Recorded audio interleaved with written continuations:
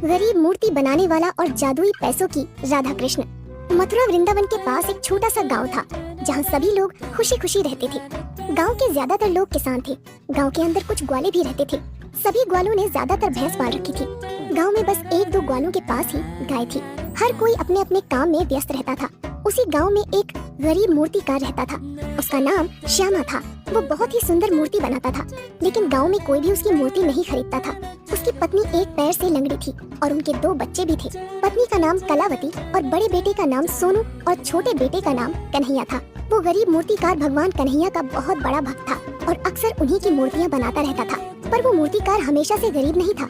बहुत सालों पहले सभी लोग उसकी मूर्तियाँ खरीदते थे और उसका खर्चा पानी चल जाता था, लेकिन समय के साथ साथ उसका धंधा पानी धीमा पड़ता गया और घर में पैसों की दिक्कत होने लगी। एक दिन शाम होते ही वो मूर्तिकार अपने घर पहुंचता है और घर के बाहर से आवाज लगाता है, कलावती, ओ कलावती, जरा बाहर तो आना, ये सामान अंदर रखवाना है। अपने पति की आवाज सुनते ही कलावती एक लाठी का सहारा लेकर तुरंत बाहर आती है और टोकरी में रखी सारी मूर्तियाँ देखकर निराश होते हुए अपने पति से कहती है, ये क्या, आज भी सारी मूर्तियाँ वापस ले आए तुम? तब मूर्तिकार श्यामा कहता है, अब मैं क्या करूं कलावती, गांव का एक भी आदमी मूर्ति नहीं खरीदता। तब कलावती थोड़ी तेज आवाज में कहती है, कोई तुम्हारी मूर्तियाँ क्यों खरीदेगा? सालों से एक जैसी मूर्तियाँ बना रहे हो, वही राधा कृष्ण की मूर्तियाँ। कभी तो नए जमाने की मूर्तियाँ बनाया करो, जमाना बदल रहा है।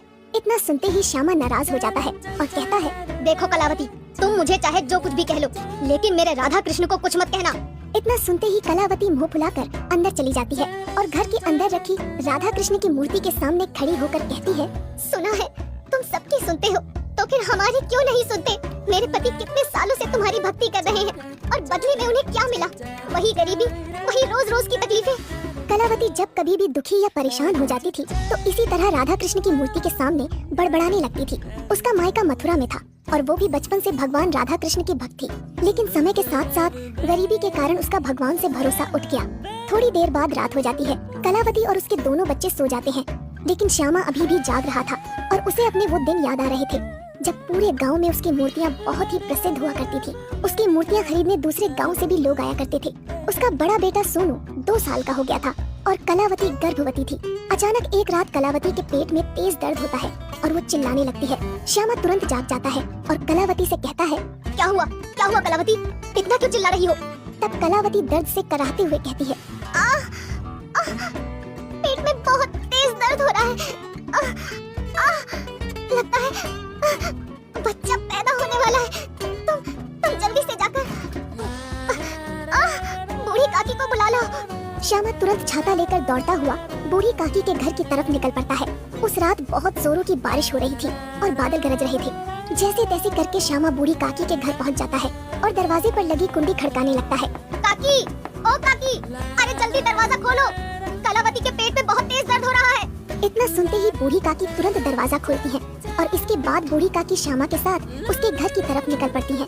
बूढ़ी काकी पूरी रात कलावती की देखभाल करती है और उसी रात कलावती एक लड़के को जन्म देती है। श्यामा अपने दूसरे बेटे का नाम कन्हैया रखता है क्योंकि उसे भगवान कन्हैया पर बहुत विश्वास था। धीरे धीरे समय बीतता गया और उसके दोनों बेटे बड़े होने लगे, लेकिन मूर्ति बेचने का धंधा धीमा पड़ता गया और कुछ सालों बाद घर में गरीबी ने दस्तक दे दी। इतना सोचते हुए श्यामा को नींद आ जाती है। अगली सुबह होते ही श्यामा तैयार होकर अपनी मूर्तियों की टोकरी उठाता है और मूर्तियाँ बेचने बाजार की तरफ निकल जाता है। मूर्तियाँ ले लो, मूर्तियाँ, सुंदर सुंदर मूर्तियाँ, भगवान राधा कृष्ण की मूर्तियाँ ले लो। रास्ते में एक ग्वाला श्याम से कहता है, अरे ओ श्यामा भैया, कुछ दिनों बाद जन्माष्टमी आने वाली है और इस बार मैं जन्माष्टमी पर एक बहुत बड़ी पूजा करने वाला हूँ और मुझे राधा कृष्ण की कुछ अच्छी अच्छी मूर्तियाँ खरीदनी है। तब श्यामा कहता है, अरे बिल्कुल दूध वाले भैया, वैसे तो मैंने बहुत सारी राधा कृष्ण की मूर्तियाँ बना रखी हैं, लेकिन मैं आपके लिए बहुत सुंदर सुंदर मूर्तियाँ बना दूंगा। इसके बाद श्यामा बाजार में पहुंच जाता है। थोड़ी देर में उसकी 3-4 मूर्तियाँ बिक जाती हैं और वो कन्हैया का शुक्रिया करते हुए कहता है, मुझे अपने कान्हा पर पूरा भरोसा है, वो कभी मुझे भूखा नहीं सोने देगा। शाम होते ही श्यामा वापस अपने घर आ जाता है और खुशी से अपनी पत्नी कलावती से कहता है, मैंने कहा था ना कि कृष्ण कन्हैया हमें कभी भूखा नहीं सुलाएगा। आज 3-4 मूर्तियाँ भी बिक गयी और एक ग्वाले ने कुछ नई मूर्तियाँ बनाने के लिए कहा है। लगता है हमारी गरीबी के दिन जाने वाले हैं। तब कलावती प्रसन्न होकर कहती है, इतना खुश होने की कोई जरूरत नहीं है, जाकर हाथ मुंह धो लो, मैंने खाना लगा दिया है।